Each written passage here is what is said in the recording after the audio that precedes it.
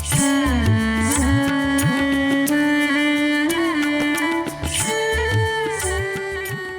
गणेशाय नमः। ओम चंडिका देवी को नमस्कार है।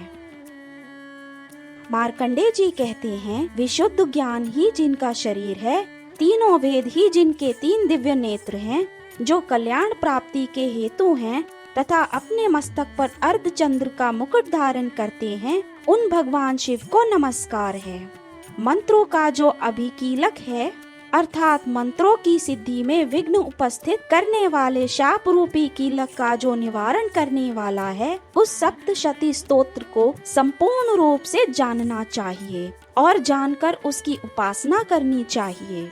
यद्यपि सप्तशती के अतिरिक्त अन्य मंत्रों के जप में भी जो निरंतर लगा रहता है, वह भी कल्याण का भागी होता है। उसके भी उच्चाटन आदि कर्म सिद्ध होते हैं तथा उसे भी समस्त दुर्लभ वस्तुओं की प्राप्ति हो जाती है।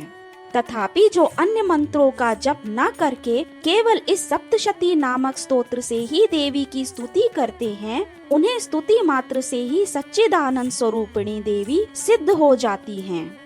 उन्हें अपने कार्य की सिद्धि के लिए मंत्र, औषधि तथा अन्य किसी साधन के उपयोग की आवश्यकता नहीं रहती।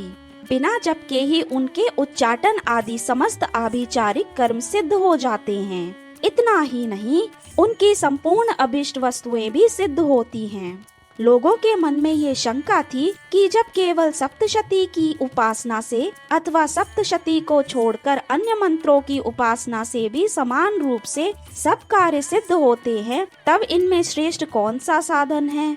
लोगों की इस शंका को सामने रखकर अपने पास आए हुए जिज्ञासुओं को समझाया कि ये सप्तशती नामक संपूर्ण स्तोत्र ही सर्वश्रेष्ठ एवं कल्याणमय है। तदंतर भगवती चंडिका के सप्तशती नामक स्तोत्र को महादेव जी ने गुप्त कर दिया। सप्तशती के पाठ से जो पुण्य प्राप्त होता है, उसकी कभी समाप्ति नहीं होती, किंतु अन्य मंत्रों के जप जन्य पुण्य की समाप्ति हो जाती है। अतः भगवान शिव ने अन्य मंत्रों की अपेक्षा जो सप्तशती की ही श्रेष्ठता का निर्णय किया, उसे यथार्थ ही जानना चाहिए। अन्य मंत्रों का जप करने वाला पुरुष भी यदि सप्तशती के स्तोत्र का जप अनुष्ठान कर ले, तो वह भी पूर्ण रूप से ही कल्याण का भागी होता है। इसमें तनिक भी संदेह नहीं है। जो साधक कृष्ण पक्ष की चतुर्दशी अथवा अष्टमी को एकाग्रचित होकर भगवती की सेवा में अपना सर्वस्व समर्पित कर देता है और फिर उसे प्रसाद रूप से ग्रहण करता है, उसी पर भगवती प्रसन्न होती हैं, अन्यथा उनकी प्रसन्नता नहीं प्राप्त होती। इस प्रकार सिद्धि के प्रतिबंधक रूप कील के द्वारा महादेव जी ने इस स्तोत्र को कीलित कर रखा है। जो पूर्वोक्त रीति से निष्कीलन करके इस सप्तशती स्तोत्र का प्रतिदिन स्पष्ट उच्चारण पूर्वक पाठ करता है, वह मनुष्य सिद्ध हो जाता है। वह देवी का पार्षद होता है और वही गंधर्व भी होता है। सर्वत्र विचरते रहने पर भी इस संसार में उसे कहीं भी भय नहीं होता। वह अपमृत्यु के वश में नहीं पड़ता तथा देह त्यागने के अनंतर मोक्ष प्राप्त कर लेता है। अतः कीलन को जानकर उसका परिहार करके ही सप्तशती पाठ आरंभ करें। जो ऐसा नहीं करता, उसका नाश हो जाता है।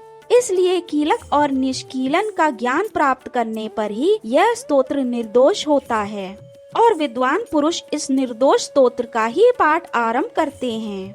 स्त्रियों में जो कुछ भी सौभाग्य आदि दृष्टि गोचर होता है, वह सब देवी के प्रसाद का ही फल है। अतः इस कल्याणमय स्तोत्र का सदा जप करना चाहिए। इस स्तोत्र का मंद स्वर से पाठ करने पर स्वल्प फल की प्राप्ति होती है और उच्च स्वर से पाठ करने पर पूर्ण फल की सिद्धि होती है। अतः उच्च स्वर से ही इसका पाठ आरंभ करना चाहिए। जिनके प्रसाद से ऐश्वर्य, सौभाग्य, आरोग्य, संपत्ति, शत्रुनाश तथा परम मोक्ष की भी सिद्धि होती है, उन कल्याणमयी जगदम्बा की स्तुति मनुष्य क्यों नहीं करते। इति देव्याः कीलक स्तोत्रम संपूर्णम। यदि आपको यह वीडियो अच्छा लगे तो लाइक करें और ऐसे ही आध्यात्मिक ज्ञान के लिए चैनल को सब्सक्राइब करें। यदि आप किसी विशेष कथा अथवा अन्य विषय के संदर्भ में जानना चाहें तो नीचे कमेंट करें। हम अवश्य प्रयास करेंगे कि आपके प्रत्येक प्रश्न का उत्तर आने वाले वीडियोस में दे सकें। हर हर महादेव।